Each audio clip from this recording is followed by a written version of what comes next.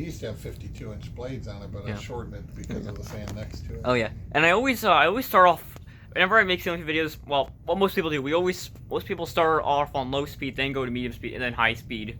Almost wish the pull chain settings were that way on a lot of them. I noticed on the Stratus for some reason it had it went low, medium, high. Now that was a Casablanca thing back in the day.